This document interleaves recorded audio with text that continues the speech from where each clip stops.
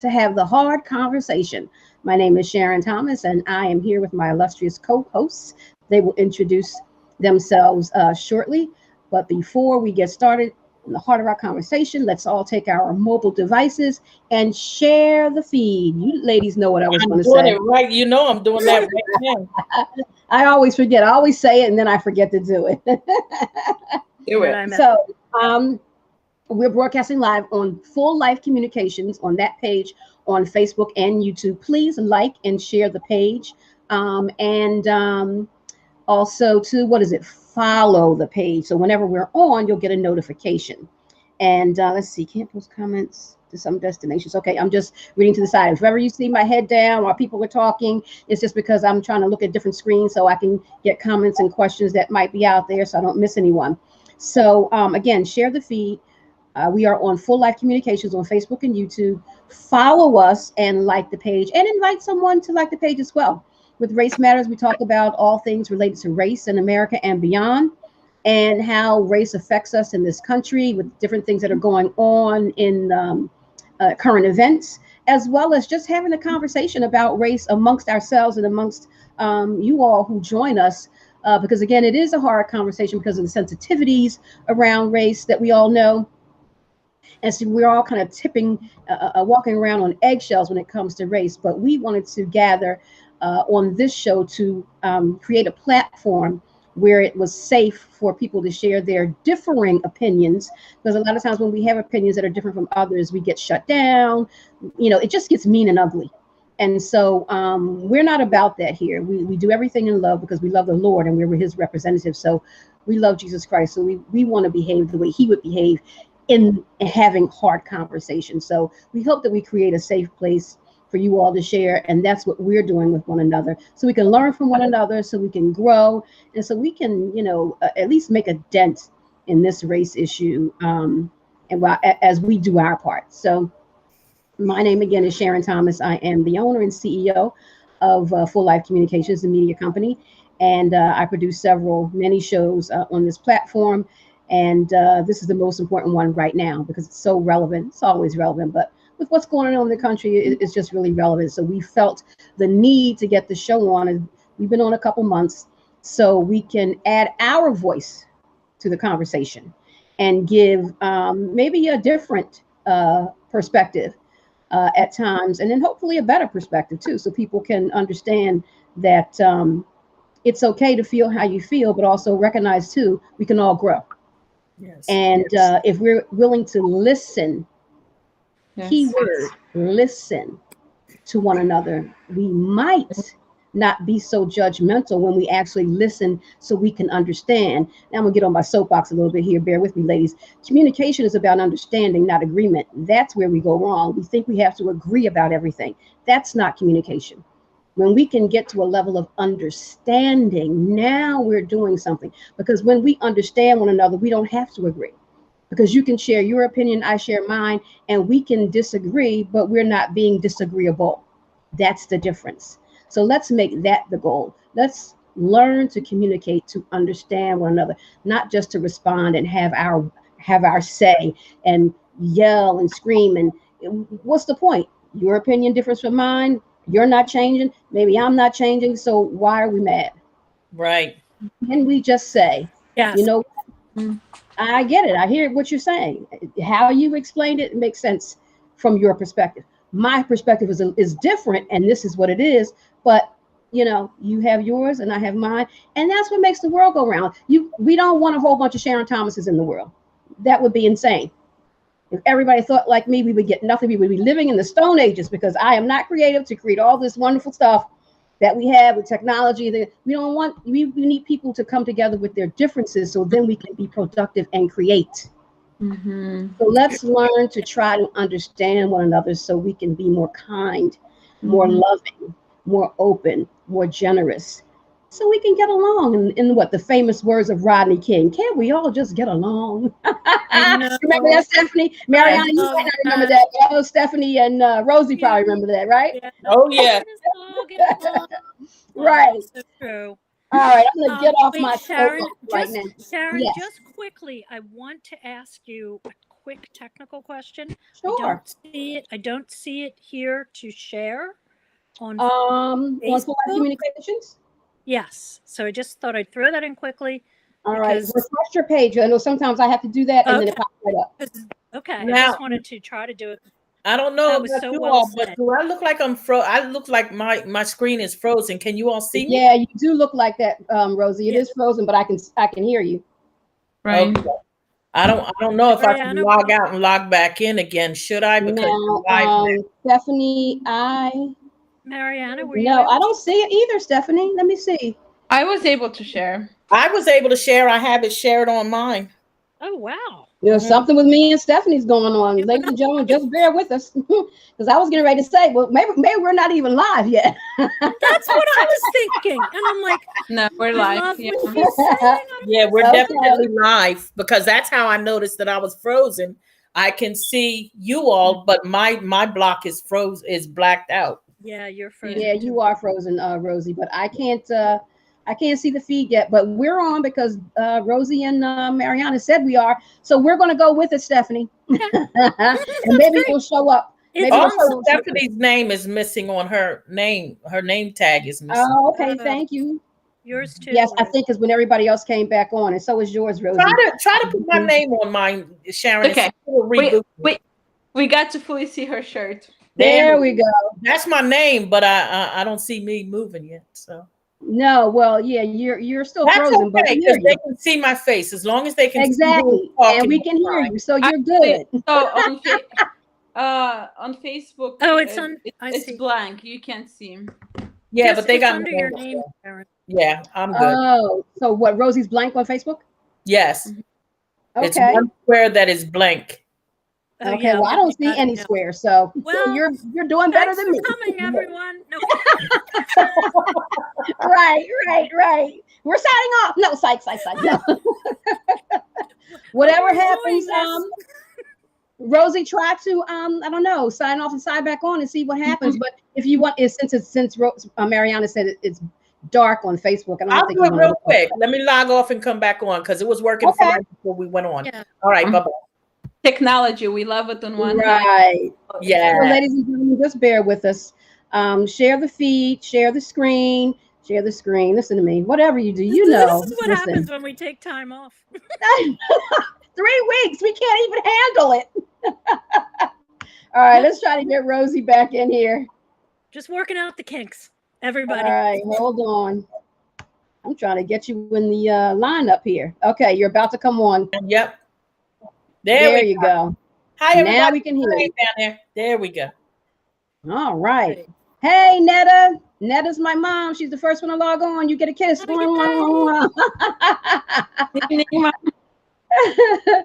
All right, so Mrs. Fowler. Our fan number one. I was fan. on my soapbox and I'm getting off and I'm throwing it over to the ladies to introduce themselves. Stephanie, introduce yourself. Okay, my name is Stephanie Esposito. I am of Italian descent, both sides, and I decided to join the show because I wanted to help and move conversations forward in a positive way. I have some experience in the media, 2 careers, one as an advertiser, one as a TV producer, and I thought that experience as well as my objective could maybe contribute to moving conversations forward in a positive way. Again. Awesome. You know what, Stephanie, I just realized? Yes. When I reloaded the page on this platform, it loaded the show on my personal page, Sharon Thomas, Yes, and not the Full Life page. I just found it. Oh, okay. So I'll have to post it to that page as well. I just saw that, so I was kind of I'm mumbling late it. to the game. Yeah, I just found it. I was kind of mumbling it. All right. Thank you for that great introduction, Stephanie. Rosie, introduce yourself. I will, but I think I have blocked out again because I don't see me online. Yeah, you're frozen, but we can hear you. That's okay. Guys, my name is Rosie. As you all see, I bring the fun to the group because Yes, you Yes, I do. love it. always You something is do. happening with my feed. You know, if it ain't one thing, it is definitely another. My name is Rosie, born and raised in Camden, New Jersey. I live in Pennsauken now. We call it Camsauken. My father is from Puerto Rico, and my mother is from here. From I think she grew up in Camden. Since she was around a teenager, they moved to Camden. So my mother's Black, my father's Puerto Rican, and I am frozen on the computer. So I am whatever you see right now. Retired from retired from a utility company that I worked for 26 years, and just enjoying life. You know, I did lift before COVID. Decided not to put my family at risk by continuing to do it, since all of them had to work. They're all essential workers, and that pretty much wraps it up about me, guys. Mariana, it's up to you, hon. Yeah. Thanks, Rosie. So my name is Mariana. I was born and lived until the age of 15, close to 15, in the Republic of Moldova, right near the border with Romania. So at some point, Moldova belonged to Romania. They're both two small countries in Eastern Europe. I came here to Philadelphia area, and for most of my time here in the States, I've lived in several counties within Philly area.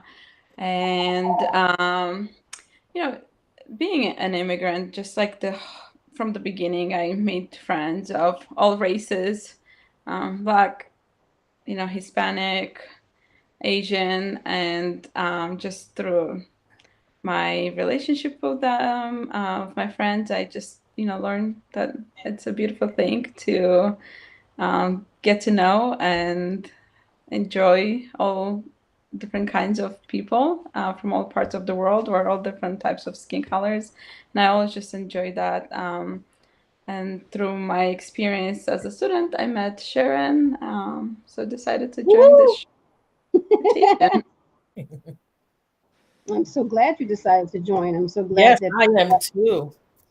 we had that class together. That God brought us together. So I don't Mhm. believe in coincidences. I think that was a divine connection, as well as with Rosie and Stephanie. Who knew? Stephanie and I have known each other, God knows how many years, 40 or longer. You're right. I'm sorry. No. Okay, it's okay. And I've accepted my age. right, who knew we would have similar career paths? Because we only, we've connected on Facebook, probably some years ago, but not really communicated until recently, and discovered that her, career in media and passionate about social justice issues, criminal justice. Same here with me, and so we come together here to, with Rosie and Mariana, to put this thing together and do a good work and do a good God work, as we talked about earlier. So if you weren't on earlier, when we were having all kinds of, I'm going to call them Rosie technical issues now, because she's still frozen. I don't know if she's black or no, you're not black on my screen. Well, the good thing We need to about see her my smile, Rosie. the good thing about my screen is that I can be eating fried chicken and y'all would never Yeah, know. you're right. You're right. You're exactly right. I'm jealous. Y'all wouldn't know it. I could have You're spare probably in ribs your and pajamas. Having a party. some crab legs, and y'all wouldn't even So know when it. we hear you're sounding like you're kind of full, we'll know that you're eating. Yeah. But I am happy to have these three ladies with me hosting this show, because it is such an important conversation, and again, not always an easy conversation. But the fact that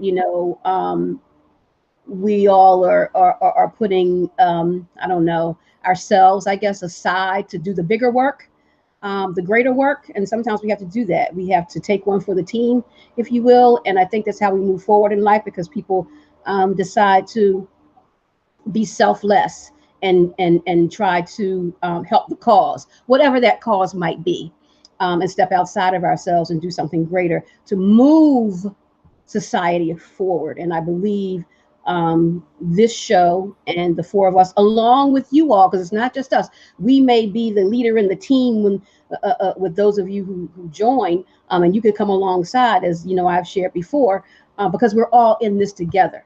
It's not about the four of us and our voice. It's our collective voice that's going to bring about change. Look, when anything has happened in society, it was the collective that moved the agenda forward, whether good or bad, because it works both ways. So we're trying to do a good work here and ensure that our voices are heard with what's going, and your voices with what's going on in America right now. I mean, you know, you don't even have to watch the news every day to see all the misinformation and disinformation, the lies. You know, it seems like in the blink of an eye, our country has changed, and not for the better. And so we want to lend our voice to the culture to help steady the culture, bring back reason, rationality, truth, justice, because that is what God wants. This other stuff, I don't even know. But we're going to get into that right now. Before we do, share the feed, Full Life Communications page, Sharon Thomas page is posted on all the pages right now on Facebook. And also, too, we are on YouTube on the Full Life Communications page. Share the feed, like the page, and also follow the page so you'll know when we're on. Follow Full Life Communications. And share any questions or comments in the feed, and I will post your comments and your questions. Feel free to be humorous. We love to laugh around here, if you have not already seen. We laughed probably the first 10 minutes of the show. And that's how you have the hard conversation. You have to have some humor about it as well, because otherwise you'll just be depressed. All right, and we're not going to be depressed around here. So we're going to talk tonight, just going to flow in the conversation regarding the Chauvin trial. And our last show, the trial wasn't over yet. So obviously we know that the trial is over, and Derek Chauvin was found guilty on all 3 counts. The most severe was second-degree murder, where he's facing 40 years in prison. And, you know, the judge can do whatever he wants within the guidelines, but that's the max that he's facing for the second-degree murder charge. And it was a total of 75 years with the other 2 charges combined. But what I've learned is in that particular state, as opposed to, say, like Pennsylvania and probably New Jersey, but where they can run the sentences consecutive. In that particular state, and maybe because of the charges, they can't run the sentences consecutive. That means one after the other. So say if there's 3 counts, and one he can get up to 40 years, and another count he can get up to 25 years, and another count he can get up to 10. They can run them consecutive. So say he did the 40 years, and then he does the 25 years, and then he does the 10. In that state, you can't do that. You have to run them concurrent. The most he can get is 40 years. Wow, I didn't know that, because I know some, did both. That's interesting. Yes, and I didn't know that either till I was watching the news, because I know in Pennsylvania you can run sentences concurrent or consecutive. It's up to the judge, right? Wow. On what the judge feels is necessary based on the crime. So now he has put in a motion for a new trial. Derek Chauvin's lawyer put in a motion for a new trial, and I haven't heard about the outcome of that motion. But he is set to be sentenced. It was 8 weeks from the date of the trial. So I think that's sometime in August or sometime in the summer. So we'll be, you know, watching out for that. But we want to have a conversation around the trial, the aftermath of the trial, and say it's the implications and how are we coping with all of this, considering where we are in America and the temperature in America. What you know, things are shifting, but are they shifting for the better or are they shifting for the worse? So you want to have a conversation where we're just kind of free flowing off of that, because for me personally, this has been a very emotional time with the trial, and I didn't watch it because that was my self-care, not watching the trial. But I have all types of feelings about it and thoughts about it, and you know, how we move forward with such a critical issue. This is an issue since the inception of slavery in America. So this is old, right? And but we're in a different place with it right now as far as the race issues I'm talking about. And I think it's a pivotal time. And so it being a pivotal time, when there's a pivotal time in anything in life, it's very sensitive, and one false move can have a devastating effect. So, in my opinion, the murder of George Floyd may have been that moment in America. Mm-hmm. We have so far to go. Let me just say that. But there's some things that happen that shift us. And I think because George Floyd wasn't the first black man murdered by a white police officer who was unarmed. He is not the first. He is one of many. But his murder, I think because it was on video, which many of them are today, but it was so egregious, so horrific. And we watched it over and over again. And people, I think, couldn't believe what they were seeing. You know, this, and it wasn't a 2 a.m. midnight. This was broad daylight. And it was just so callous. You know, it was just so nonchalant. And it's just like, is this a movie? Is this real? You know, and so I think it captured the heart of people in a way that it was like, what is this what black people have been saying has been going on for all these years? Yes, this is what we've been talking about. And now we just have video footage to say we have not been lying. It has not just been emotional. This goes on in America, and it has been since slavery was accepted in America. Yeah, and the hard part with some of that, right, is like, you know, on one hand, okay, you finally see it too, but why do we need a video for you to believe us? Well, I think the main part is like Sharon was saying, it's not just the murder, because you see, in the society that we live in, he wasn't murdered. The mentality was he wasn't murdered, did it, whatever. But we have to call it what it is. But it's not like, it's like Sharon said, it's not only the murder of George Floyd, it's the broadcasted murder. Because had it not been broadcasted through social media and with people's phones, and if it hadn't been seen live, it would have been another black man that was resisting arrest. And for the safety of the officers, you know, something happened. Oh yeah, he would have gone free. This wouldn't have been an issue. Would have been taken. Oh, nothing. Well, Rachel Maddow showed the original report and read through it, and it was something like, non-compliant, male need medical distress. So vague.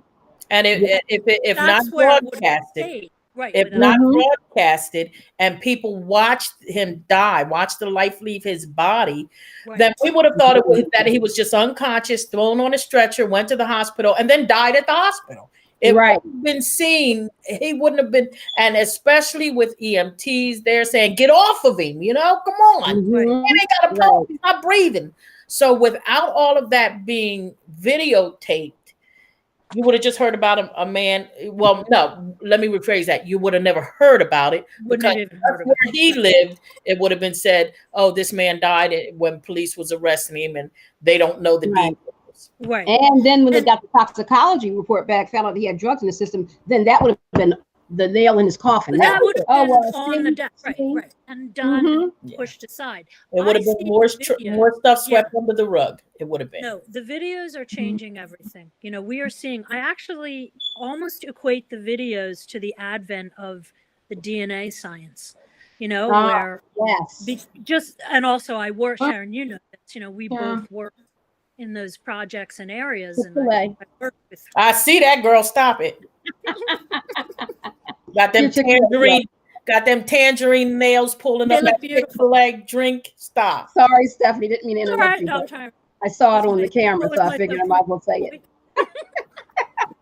But anyway, no, the DNA. I was just saying that the DNA, with the advent of it and releasing all those wrongfully convicted inmates, finally, was so enlightening to people and was evidence. And this is, you could call it scientific. You're seeing it with your eyeballs. I mean, so I do see it making sweeping changes. And you're right, Sharon. I agree. This George Floyd horrific murder, I mean, I would say it's could be called the tipping point. You know that book, film, I forget his last name, he wrote, and it's there's a pivotal moment that changes everything, and this could be it. Because we've never seen who's seen a live murder? I mean, watching life in that slow, calculated, appearing non-violent way, in a quiet, even though it's the ultimate in violence. Right. Yeah. And even when you say a changing, but it's still, I don't know if the change is really happening. I mean, it's just a visualization of what people of color have been forced to accept for so many generations. And now that everybody else is starting to see it, and they're joining us in saying, I'm tired of seeing us die with nothing happening. So, the movement of people, not of Black people, but of everybody, of people who are sick and tired of seeing people who don't look like them being treated less than them. And they're standing up and saying, just because that person doesn't look like me shouldn't mean that they should be treated differently than me. Absolutely. They have the same rights as I have. Stop doing this to them. Right. It's interconnected. They are starting to see the videos. That's why I say it's a seed. It's a point. And hopefully it will get better. The more, awareness will grow, because it's true. People that understand and are compassionate and have empathy are like, wow. And it's horrific that it happens. And you're right, Mariana, that I had to take a video, but unfortunately that's what it took. And we are battling many things in this fight, and that's the misinformation too. It's everything. Because even, and I know there's so much to talk about, but even the way they're presenting this is not, to me, a political issue. This is a social issue. There are injustices. People are being murdered in a community. I mean, it's like, good God, everybody, get together. Just, even if you don't agree with policies, or, okay, maybe I don't agree with X and X, but I understand that there's pain. What can we do? Maybe it's so frustrating that not everyone is even looking at it that way. And in terms of the change, I wonder, and hopefully that will be the case, right? That the more younger people are experiencing living and doing life in some way, at least together with others, right? That this will be the times when you hear the stories in a context that's not far removed, right? And it's not necessarily always like conflictual as well, right? Because,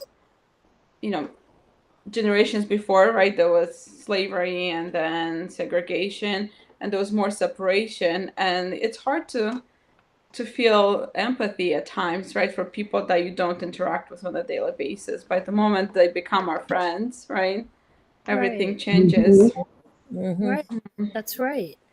And even one of the, I think I copied you, or I sent it to you, Sharon, and you, Mariana. One of the groups was, this used to be called like Suburban Women Against the Last Administration, but they were trying, they were social injustices and things like suppressing voting laws, and they're getting a lot of things going in terms of signing to help them, but they've created a lot of stir from a grassroots effort.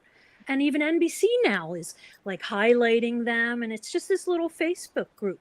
So even things like that, it all has to be work together. Videos, the awareness, the battling the misinformation. I mean, I don't know how that's done, but it is out there, and it's a barrier to it. And they create platforms for people to be able to speak out and say, listen, this is wrong, which is why I'm really grateful to Sharon for doing this platform with us, because it's a group of us that are a few of us that are saying, listen, let's talk about it. Let's talk about it. I know you're not Black, but do you feel the infirmities of Black people? Even with the Asian people, do you feel their infirmities now that they are are being attacked just for being who they are? It's just, it's sickening. And You know, even the young boy that was killed down the street from where the trial was going on. You know, why are, you know, there's an injustice going on there. And Sharon, I think you sent that to us, the thing that talked about human rights. It's the killing of Black people by cops is turning into a human rights issue because, you know, you can't have human rights if a human has no right. Right. Mm-hmm. This is totally a humanitarian issue. Yeah, and that's it was what United Nations, right? Yeah, I get so upset when it does get turned into it being political, because it is about humans and helping them from this kind of pain and being murdered, you know, putting it bluntly. So I you know, again, the first step is awareness in it. Right. I think that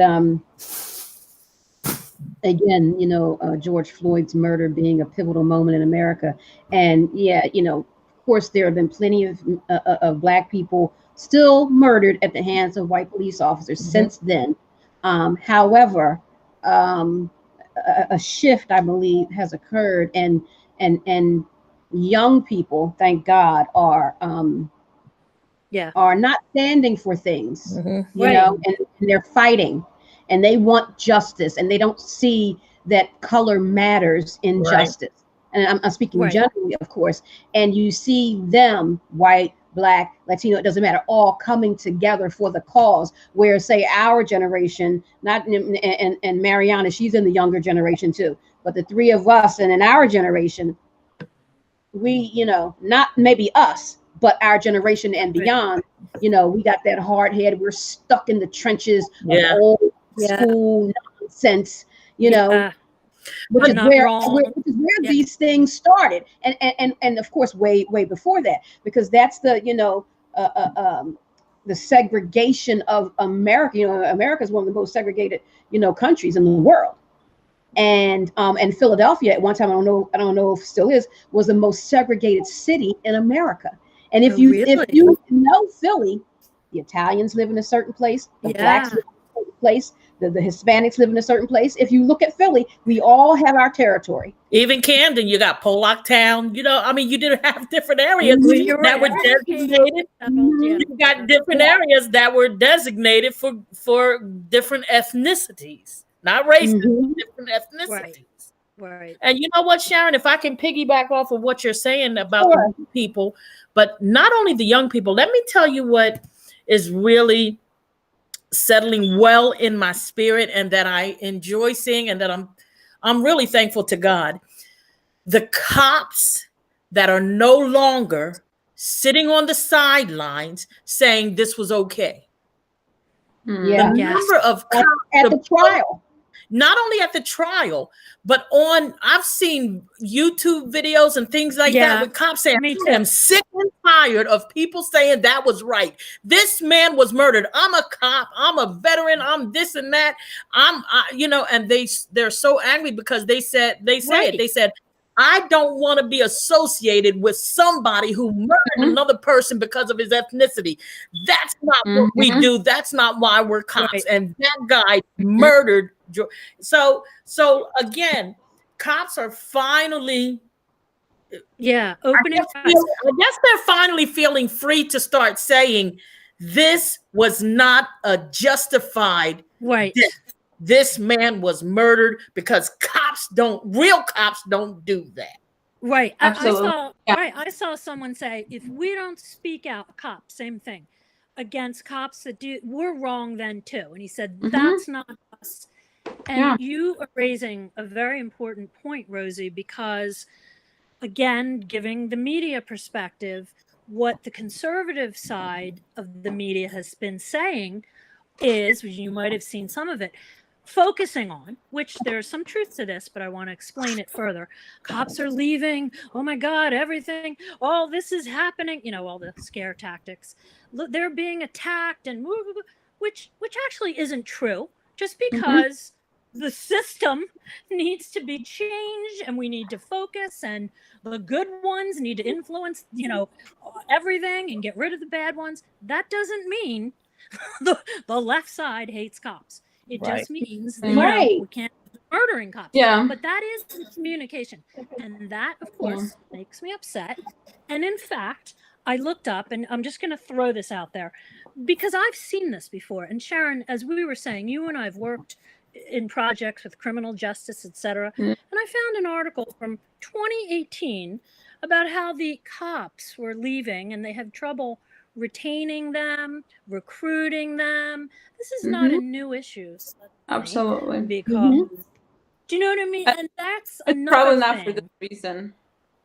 Right. The and it's a fascinating article. And it is not. It's from the it's a criminology careers publication from 2018 from the other administration. Does that mean it's their fault? Maybe not.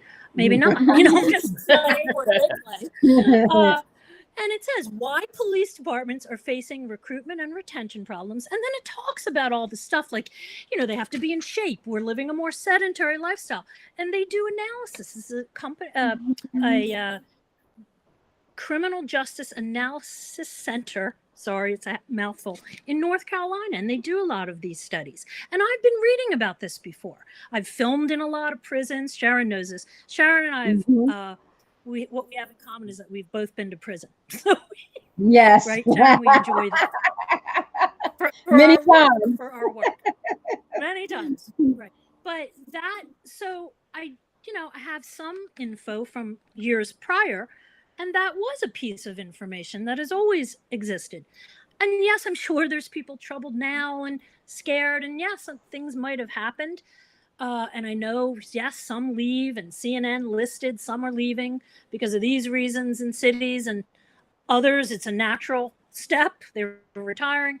It happens, and it is still happening, but it's not solely because, the left side is causing riots and everybody's leaving and this is terrible, and it's really upsetting to see that used again when the real issue is, hey, this community needs help, and they're deflecting.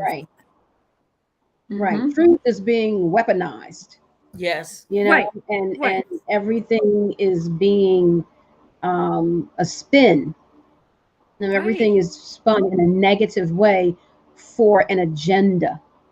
That's the thing. Right. And we've talked about this briefly before, but it begs saying again and loudly, we really need to look at what's going on and what's behind this, because it doesn't take long. If you look back in history, the Hitlers of the world and the dictators of the world, how they rose to power, it doesn't take long.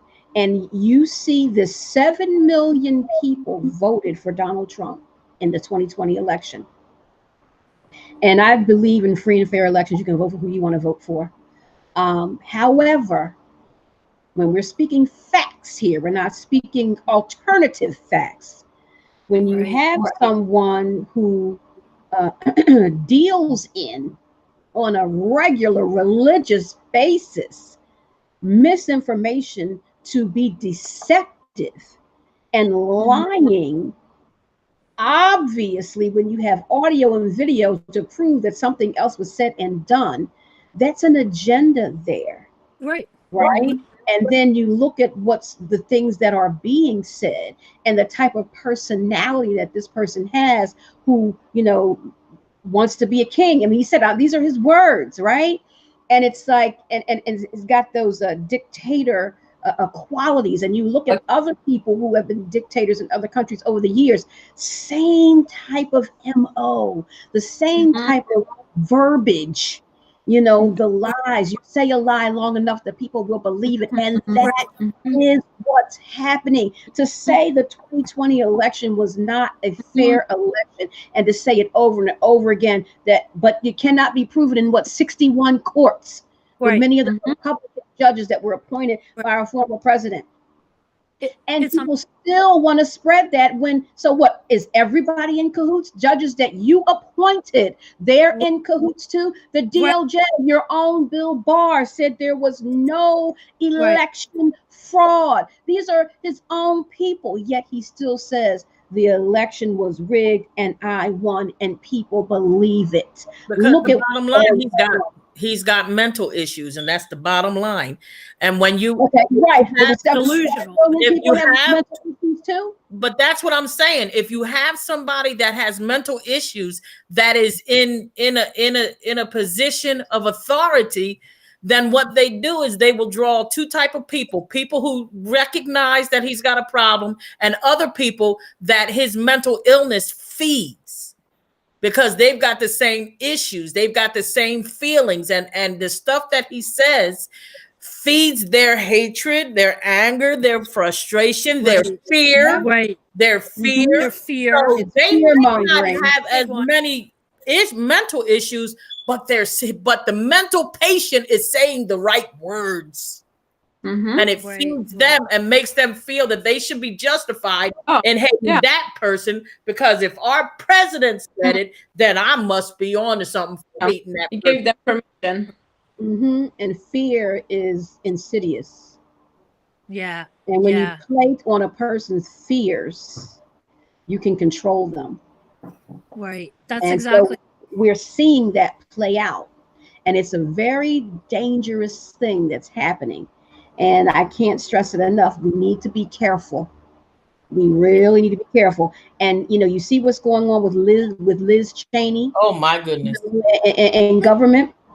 Unbelievable. Because her opinion differs, and because she's saying that the election was not rigged and that Biden did win, which is the truth, she's about to be out of office. That's insanity right there. So anyone who's speaking the truth, so can you imagine if she's out, whoever's out? So now you're going to have a bunch of people who think like McCarthy, and then what's going to happen when they are in the majority? See, elections are every 2 years. This is not going to take long. We have to be careful. They're trying to change the voting laws so Black and brown people don't have access. They're trying to go back in time. Look at what's happening. Trying to take our rights away. Right. They're not. We got to wake up. We got to do something. What's happening in Congress is so scary. That whole Liz Cheney thing, it is mind blowing. And they're not about, it's just about winning. It's not about democracy. It's not about serving. Congress maintaining power. And they talk about patriotism. It is literally beating out and winning. That is what they want to do and have complete control. And that is not about serving the country. So that is very upsetting that there is so many of them, and it's growing and growing. And it's true. If Liz Cheney goes, you can't lose those people that speak the truth. And they are in the minority. And they're getting no done. You see, the Republicans are not talking about any agenda or anything. They're just, what was it? McConnell came on the other day and said he's just basically the same thing he said with Obama. Basically, he's just here to oppose his agenda. Right. Like, you don't want to work together. Right. I want to hear policy. There are issues. If I want to move things forward, I want to know what's happening. They're just about revenge, getting rid of people that speak against them. And we know who gives those directions. I don't want to say the name, but that's not, again, democratic. It's not saving the Constitution, even though they're, saying the opposite is, and everyone else is attacking the Constitution. They're operating out of this big lie, we know. What were you saying, Mariana? I was just wondering how all of these attempts, how do we see them in the context of, Sharon, your earlier question, and when it comes to, law enforcement, and if we're going to have, if we will see changes in the future as a result of, the trial, given the pushback that's happening. Well, a lot of them are even denying that it was a murder. George Floyd, wasn't murdered. That the cop was doing his job. So they're denying that white supremacists attacked them. So I know. So you can't even denying that racism is a systemic issue in America. They don't say, they're denying it. So there's nothing to change as far as they're concerned. Right. Right. So, Right. so No if, systemic racism in America. if white supremacists and QAnons and all of them can break up into their house and attack them, and then they still deny that these were bad people and anything happened that was wrong, then Right. People got killed that day. Mm-hmm.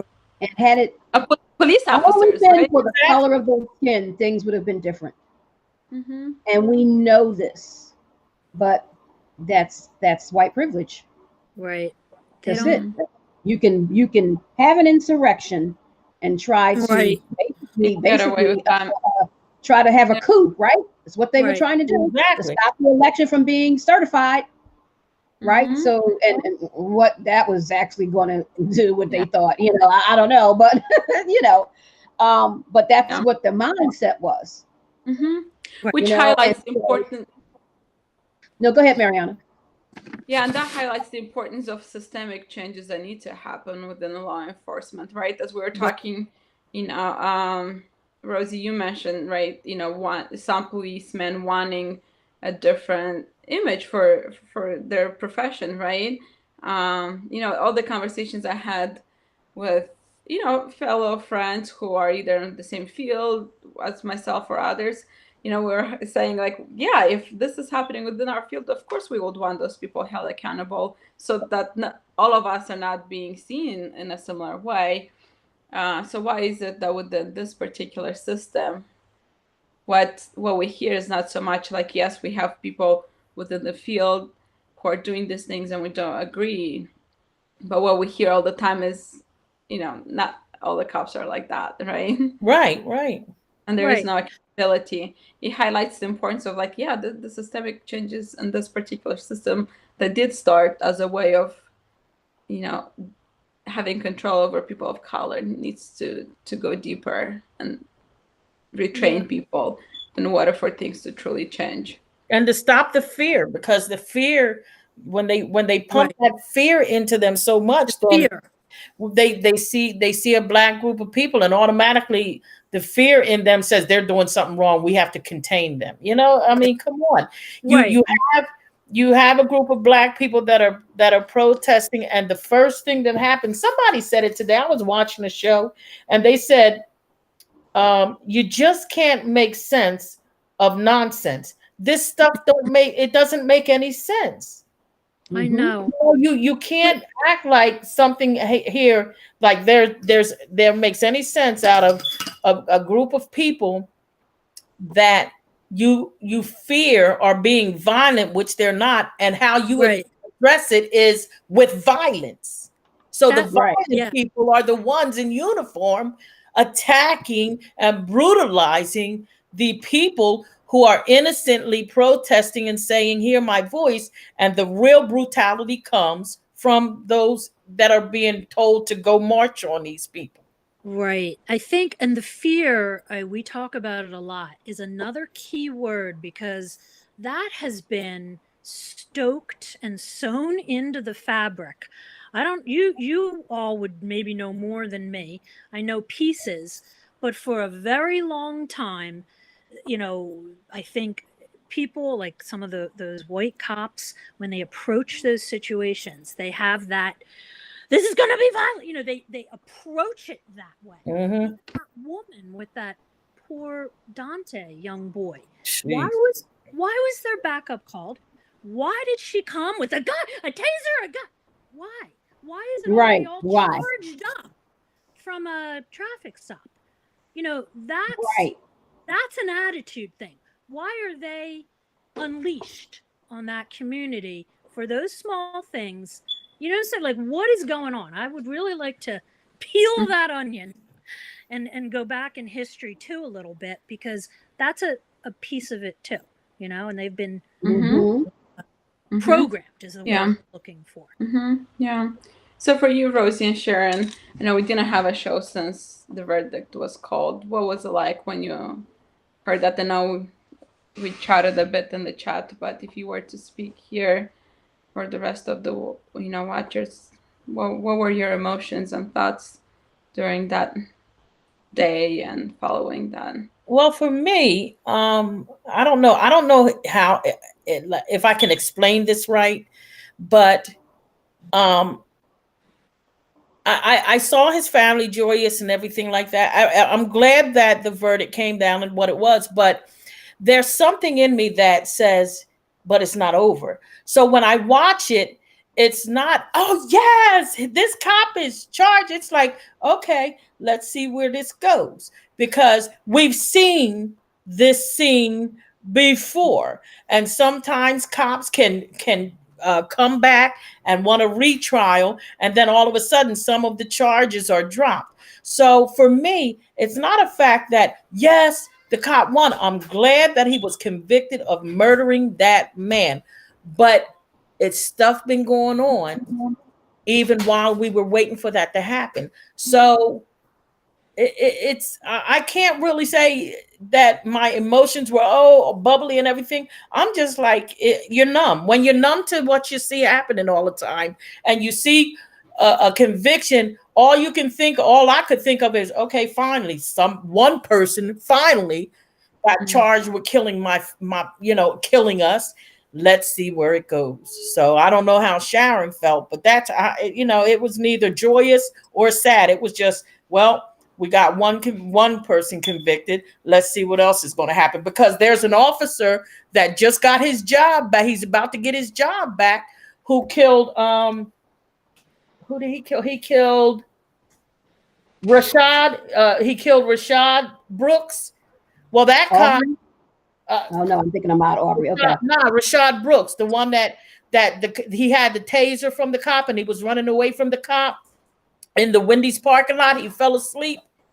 Well, that cop is getting his job back right now. Yes, that's right. He is. That's right. So he's about to get his job back. So again, hooray, George Floyd, George Floyd's murderer got his conviction. We don't know how long it's going to last. We don't know if it's going to stick, because he's coming back to fight it again and revisit it again. But yet this young man was running away from the cop, shot down, killed. And what happens? The cop is getting his job back. He's about to go back. And now, mind you, I don't think he lost his pay, because I think he was off the administrative leave with pay. Administrative leave, but he's about to go back to work. Where did this happen? I can't remember the town, but remember afterwards, I think they set the police department on fire. The precinct, the Wendy's on fire. Remember that one? That's the one that he was in the Wendy's parking lot when this happened, right, Rosie? That one? Yes, he was in the Wendy's parking lot. The cop he fell asleep. And some people called and said there's a guy sitting out there in the car. He was sleeping. And what he was doing is he was trying to run back home to his house, to the family's house, trying to run. Because when they got out the car, the first cop that pulled up was they were actually talking. Yeah, they were talking. It was regular. Yeah, there was no kind of argument, friction. He was respectful. But then that other cop that showed up, he had an attitude issue.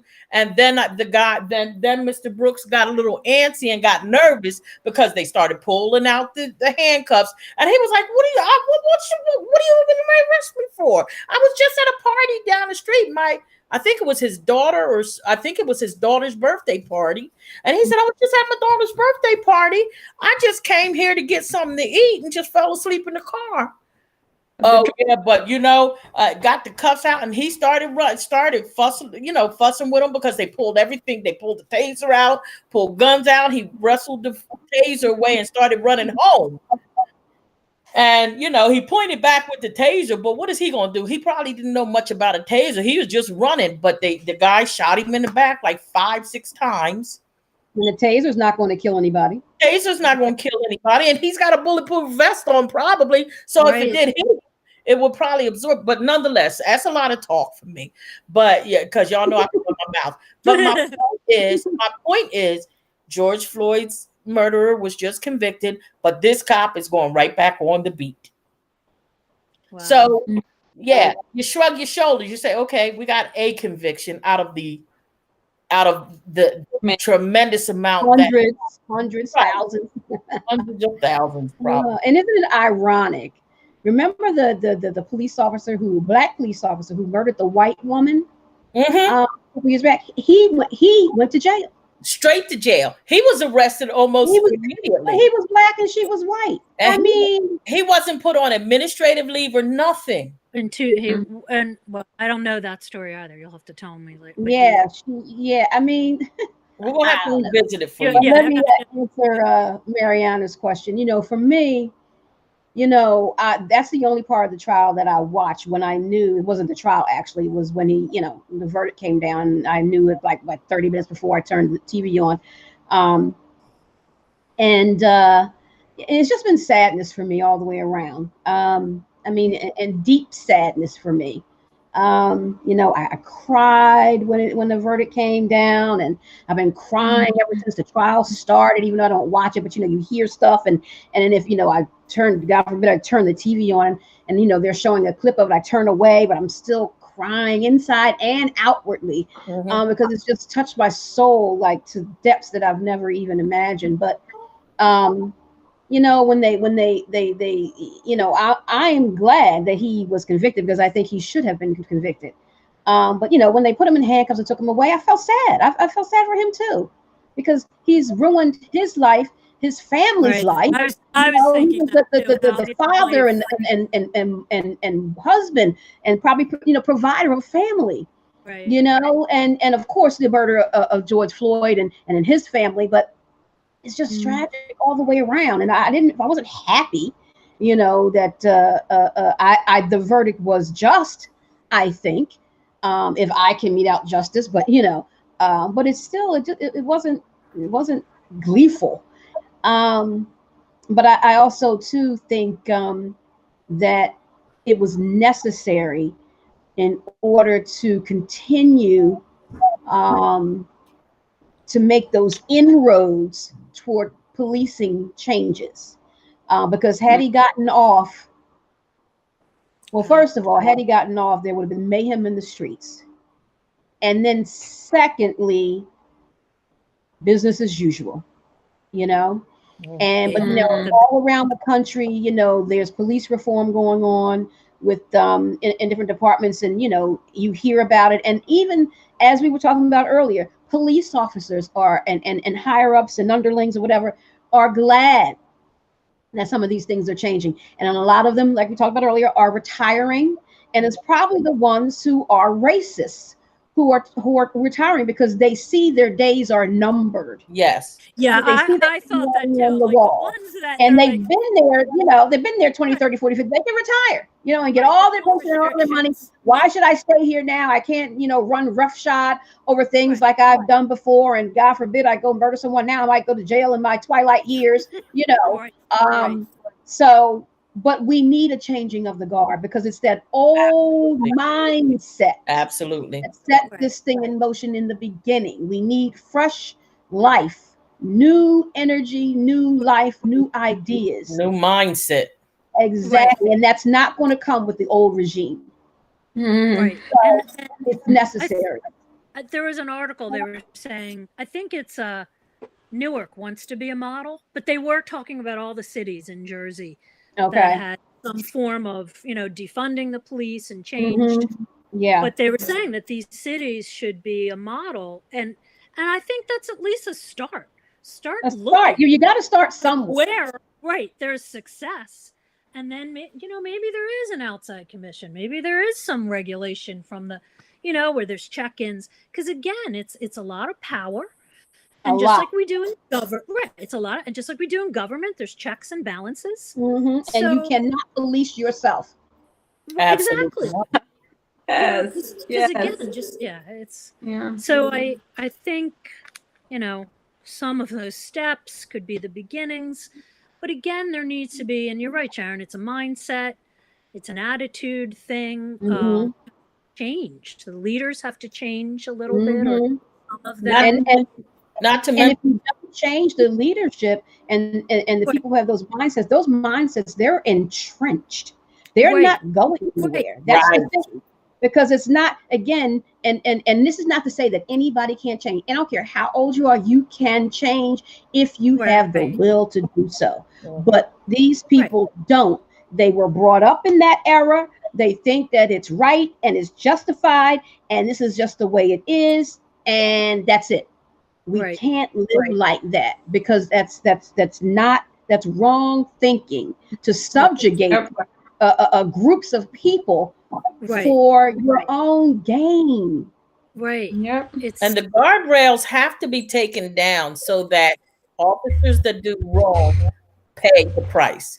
You can't have this where they are so shielded that whatever they do, there is something in the bylaws for the cops that says it doesn't matter if they do the wrong thing, because of their title, they're protected.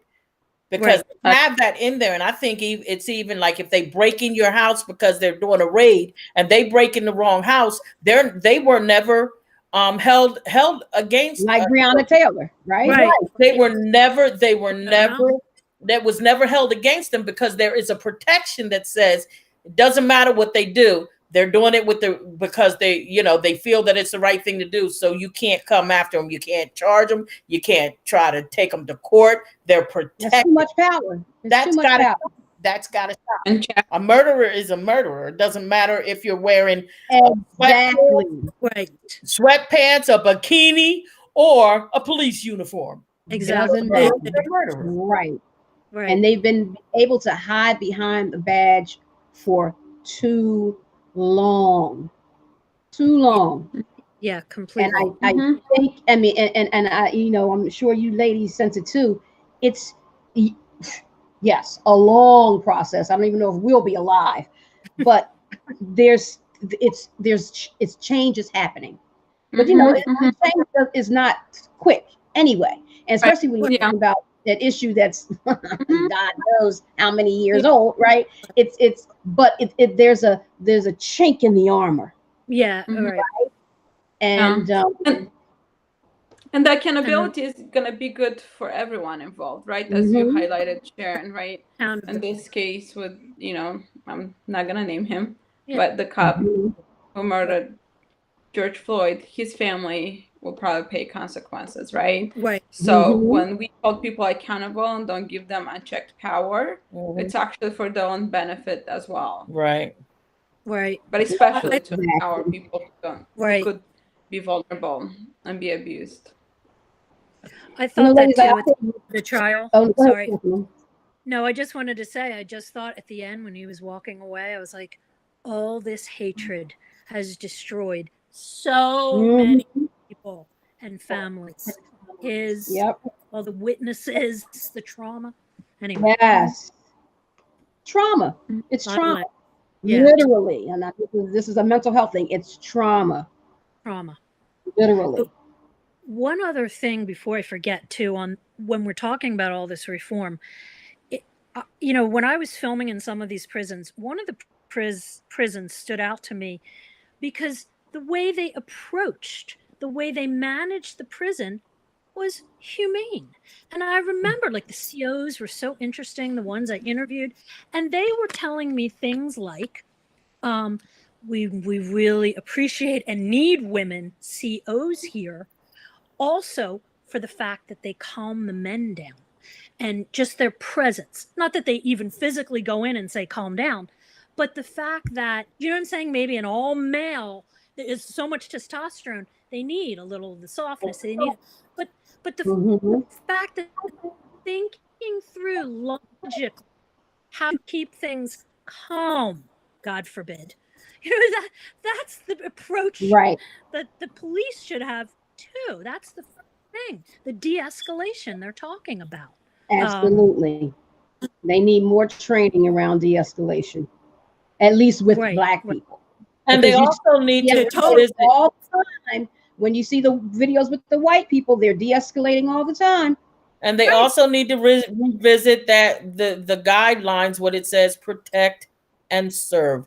Exactly. Protect and serve. Right. When they get into those Black communities in certain areas, protect is out of the window and serving is out of the window. Right. They should be, if the community says they don't feel protected, they should be saying why and how do we change it. Right. Exactly. Don't just dismiss it. Look into it. Right.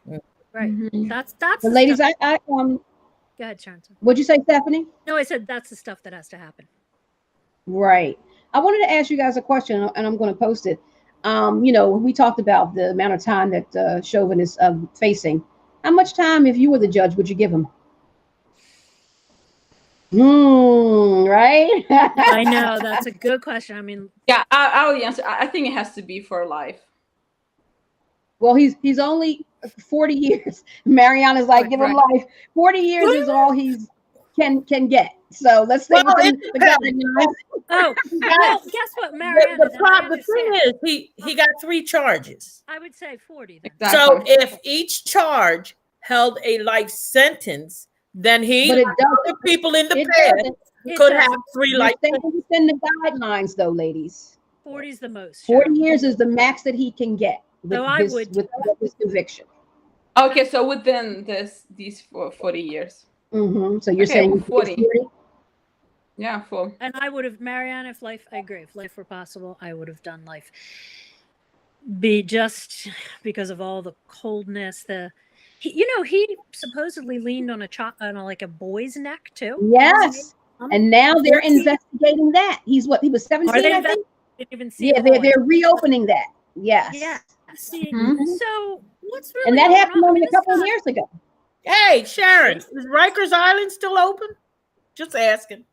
I don't know. Stephanie might know that. She worked in New York. Steph? I think it's closed, actually. I was just trying to think. Open it back up. And put him there by himself. By itself. Put it in solitary confinement for the Rikers. Yeah, but and this is my evil side coming out. Put him in general population. No, but for me, it's about the message you send to others too. Right, absolutely. Right. That's why it's the message of like we're going to value Black lives in America. Exactly. Right. Exactly. Right. And I've heard, of course, we don't know until it happens. Commentators saying that the judge probably won't give him the max. He'll probably go somewhere in the middle. But George Floyd can't go anywhere in the middle. He's never coming back. Exactly. Right. I'm not saying tit for tat, but if a Black man killed a white person, you would not go in the middle. So there wouldn't have been a trial. My thing is this: if you want to deal with George Floyd, do what this other kid said when he ran in front of a court. It was a young Black boy, and he was in trouble. I think it was like 21, and the judge said, "Do you want to say anything before we get started?" He said, "Yes, sir. I would like you to treat me as a young white boy. I want you to look at me and treat me." So I say, he knows what's up. Floyd as a Black man. Now, what would you do to him? Do it to Right. Anyway, but this is just us flailing. But I think I would give him the max, the 40. Because also too, he's not showing any remorse at all. Maybe if you show some remorse, I might say 39 years.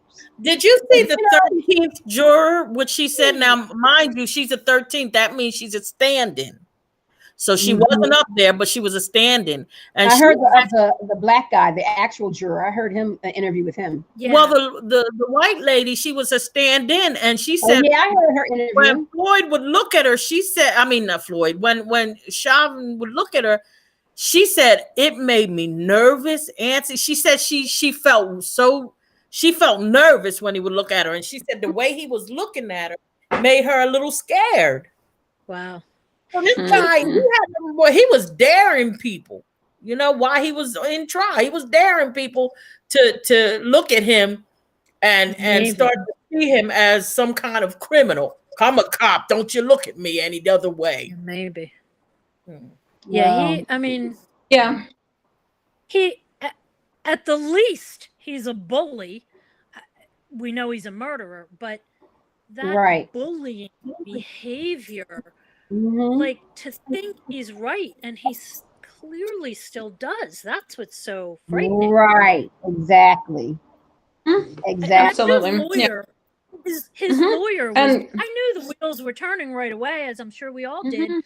That he was going to go for a retrial when he was asking for, hey, all this stuff outside. No, Yeah. you know, And the sad reality is that there's more like him, and this is why I was also Many highlighting, more. right? Many more.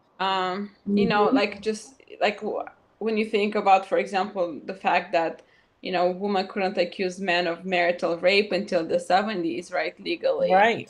And why a lot of, I mean, they still to this day get away with that, but you know, because we can talk about abuses like that of power in other contexts too, but it takes consequences for other people who normally don't have the compassion, and it's not compassion that stops them, but it's, you know, jail and other things like that that will make them think twice. So for those people, the message, I think, has to be loud and clear that we're no longer going to tolerate this. Mm-hmm. And giving him the max will say that, but there's still, in my opinion, going to be murders. Absolutely. There already have been. Right, I'm saying after he gets sentenced, and if he got sentenced to 40 years, it's still not going to stop it. Right. You know, because it's a mindset. There it is. Nailed it. It's a mindset. Nailed it. And I still think that they're going to get away with it because Chauvin is the only one who got convicted. Look at all these other ones who will still get off, whether that's the reality of happens or not. The mindset is still there, and we got to get rid of that mindset by getting rid of them because they're not changing. Right. And I say getting rid of them, I mean like them retiring, or if they do something outrageous, then get them off the force or whatever. But yeah. And I even heard that female police officer that shot the black guy in his apartment. I even heard that she's about to come back and have try to get a retrial so that she can come out of prison. You remember that, Sharon? He was sitting in his apartment eating ice cream. Yes. And she walked in his apartment. Like she said, I thought it was my apartment. You know what your place looks like. First of all, you're a police officer. You don't miss Jack. Right. You don't miss Jack. So to say that you walked up in an apartment that you didn't know wasn't yours, you're a bold-faced liar. You had an agenda. That sounded so fishy. Wasn't there Facebook evidence that she had said a lot of racist things before? I don't know if she said a lot of racist things, but I do remember them saying that she wanted to have a relationship with him and he was a player. Okay. He was, you know, he didn't want one single woman. He was a young guy. He was, you know, going with different girls and stuff. And I heard that she wanted an exclusive relation. That's what I heard. It's neither here nor there, but I was hearing that she wanted to really get with him and be with him. And she just didn't like the fact that he said, no, I'm not interested in a relationship. And I think she got mad and said, I'll fix him. You know, if he ain't going to be with me, he ain't going to be with nobody. Because there's no way that you're going to tell me a police officer don't know what floor they're on when their floor is floor up. And that when you open that door, you don't realize this ain't my place.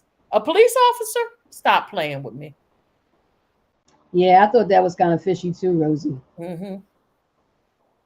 I don't know what happened to Stephanie. She, oh wait, I think she's coming back in.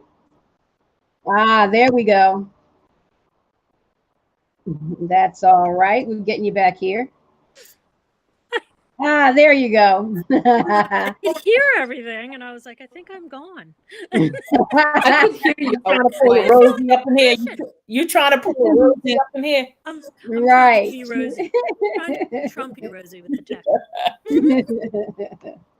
Oh, well, any other comments, ladies, about where we go forward with from here? You know, I mean, we're trying to do our part, you know, with this show and things that, you know, we may have in the works as this show moves forward. But any other things that you think as a whole for society, for the general public that, you know, might not have a big voice platform and, you know, whatever, what can people do to help, you know, keep the pressure on? Because I think if we slow up, well, we know what's going to happen if we slow up. We got to always keep the pressure on in order for change to happen.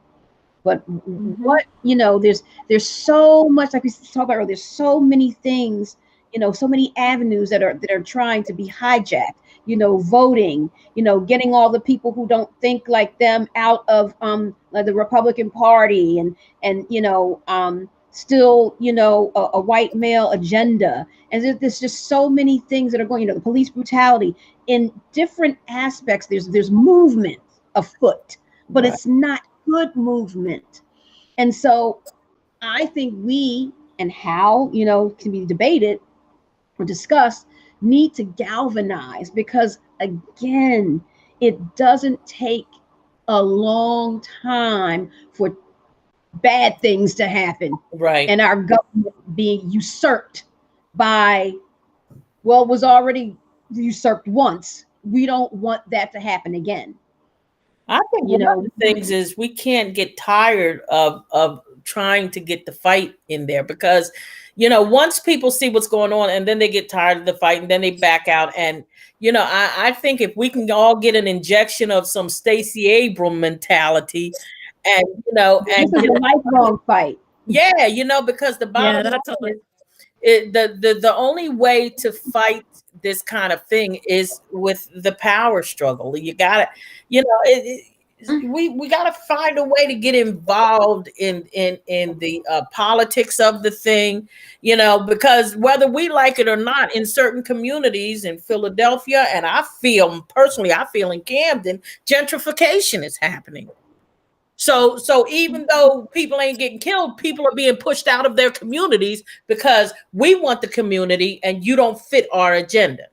So getting involved in all of the political spheres, even if you want to run to be the dog catcher, but here you're a chairperson, you're in the committee, you're on the board, but people need, we are, and especially me, because I keep thinking about how can I get involved in running for something that ain't nobody, running against me, to get in there. Can you find that? Look, I just had a ballot that I mailed out, and it was one on there, and it was one person on there, and nobody was running against them. So there are things out there that people are getting out of. And, if we could figure out how to get involved like that, you know what I'm saying? Right.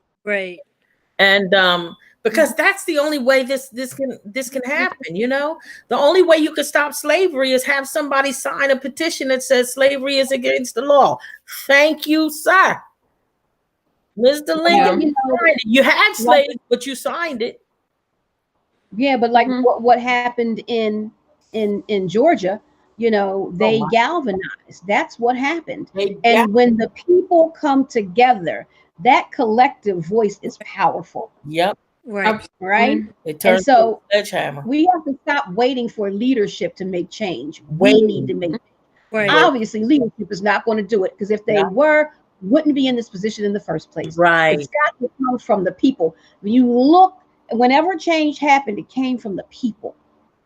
Yes. Right. The civil rights movement, that came from the people. Right. And then government had to shift, because they work for us. Right. Yeah. And I mean, it's complex because you two ladies mentioning not getting tired, and there's a Bible verse, right, that talks about not getting tired of doing good. Yeah, don't get weary and well doing. Well doing, right? Yes.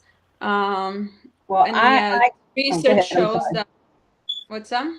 No, go ahead, Marianne. I'm sorry. Yeah, no, I was just going to highlight how research shows that, and any form of like social justice advocacy, or even for sexual abuse and other things, the advocate burnout rates are really high. And it is heavy work. It's emotional work, right? So I think attending to the burnout that might happen, so we can continue to keep going, is very important. And the second part is, we have to mentor and work with the young people, because this is, where changes will happen, right? And if you look at it, the young people are the one that's leading the way in their own way. I mean, they're tomorrow.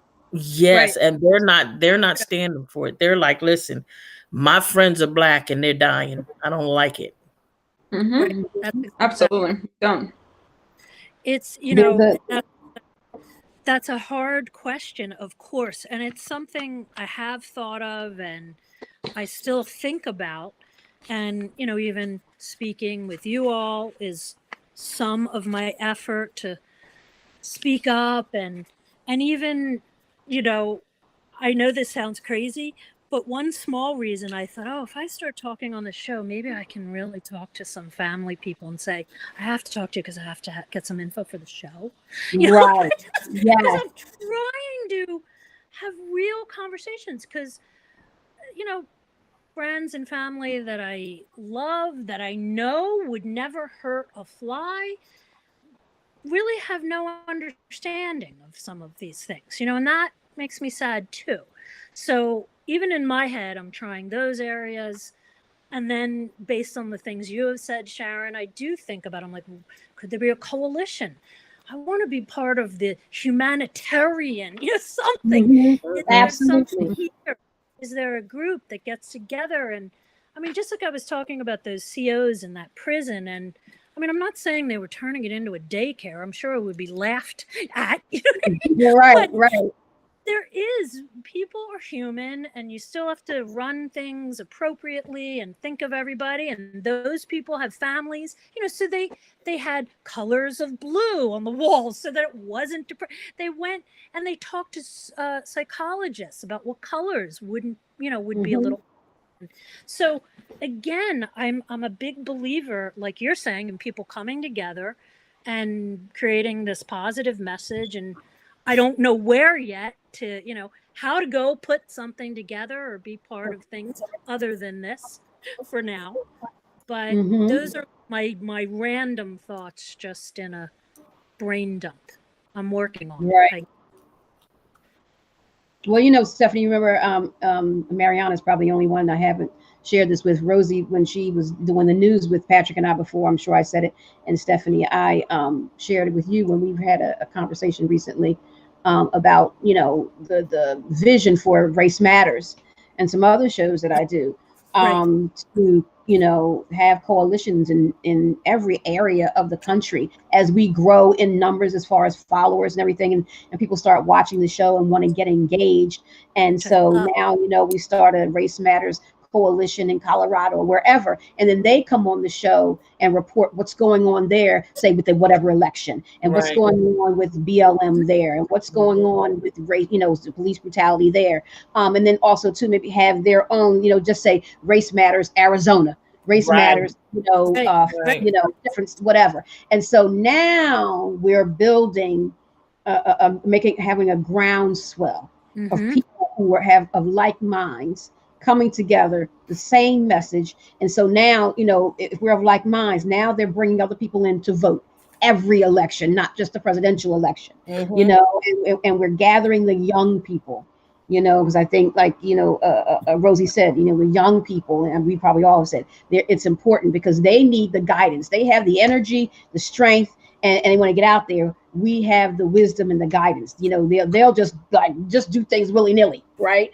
We have to rein them in, mentor them, like you just said, and then they can go out and do the work. And we are behind the scenes guiding the work. You understand? Yeah. And so that's how I see this going, eventually. But again, we got to build up a following and build up the word and get it out and whatever. And so, and I believe that can have tremendous possibilities. Yes, I agree, Sharon. I love that vision. Definitely. So, and one other thing I want to mention before we go, there's a term called racial battle fatigue. Marianne, I'm sure you're familiar with it. And it speaks for itself. A lot of, I just say soldiers who may have been diagnosed with PTSD, post-traumatic stress disorder. They talk about battle fatigue. And so there's a term called racial battle fatigue. I am experiencing that. Wow. And Rosie dropped off. I guess she'll be back on. And, I have been for a while, but, the Floyd murder just kind of sent me over the top. And then the trial, it was just, I'm done. That's why I couldn't watch it. And I had to, do that as self-care for me. I think that's why I've just been so emotional about it. Like why am but that's it. I'm so tired of the fight. Now I'm not giving up by any means, not saying Right. that, but this fight is hard and it's consuming and Yeah. it's so draining and so emotional. And it's like, how much can you take? And it would be one thing if we saw change happen a little quicker, let's just say, right? Right.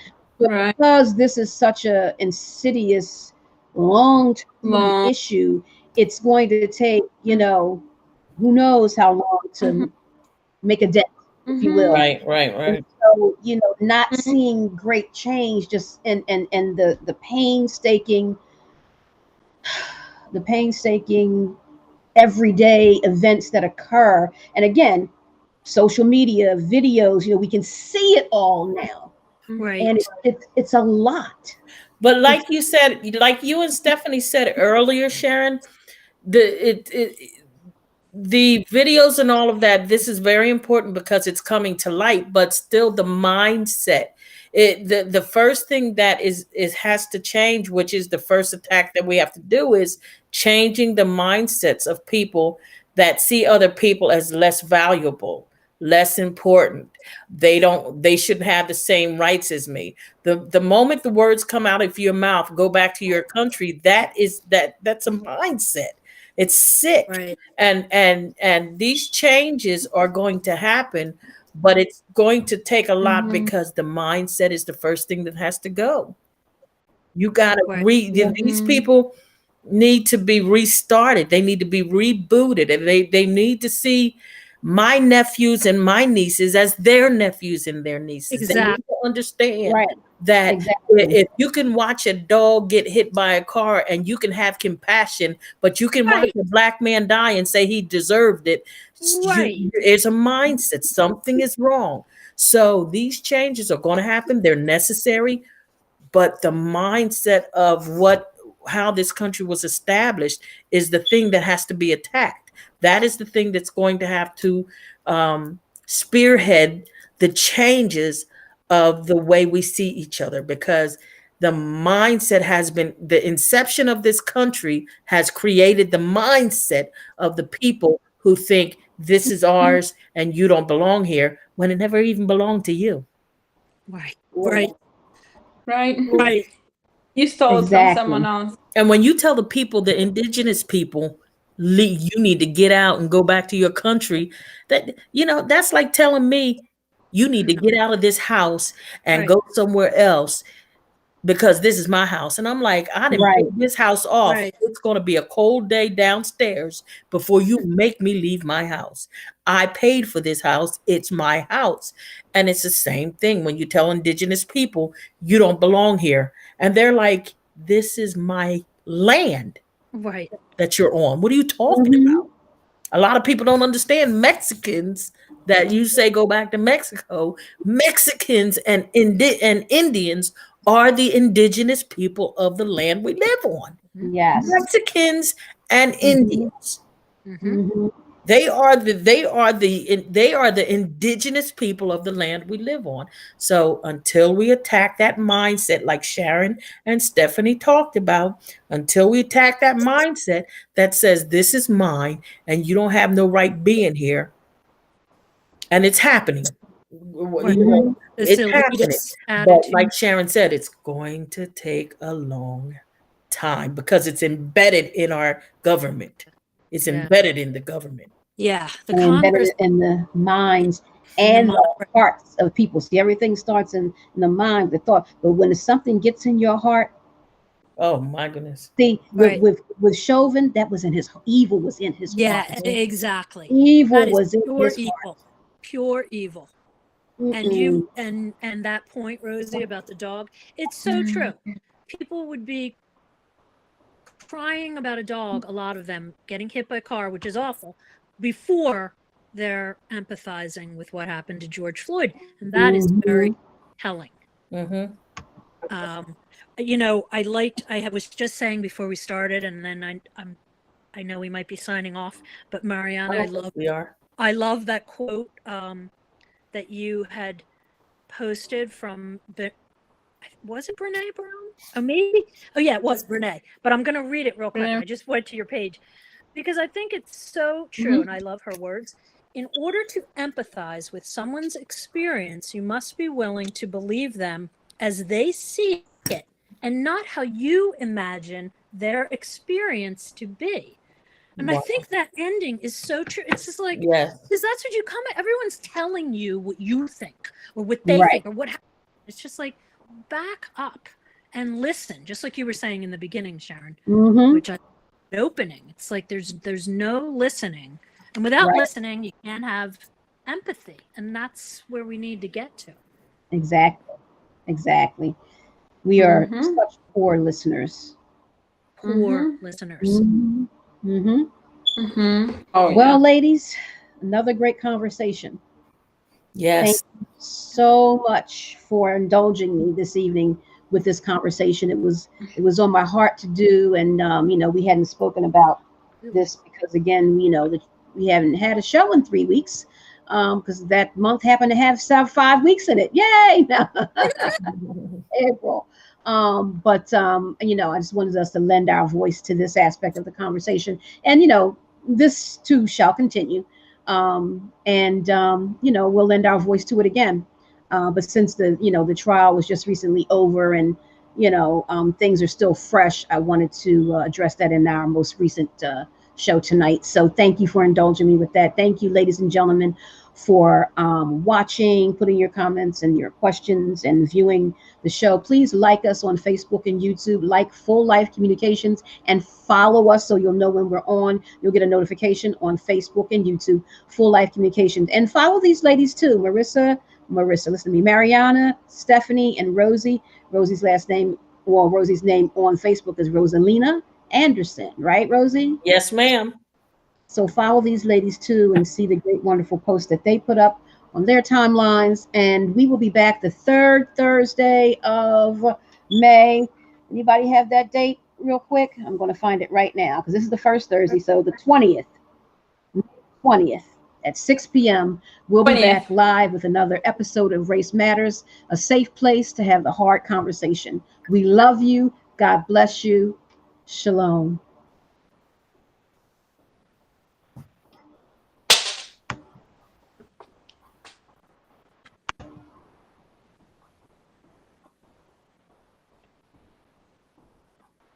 It's taking a second, ladies. We're still on.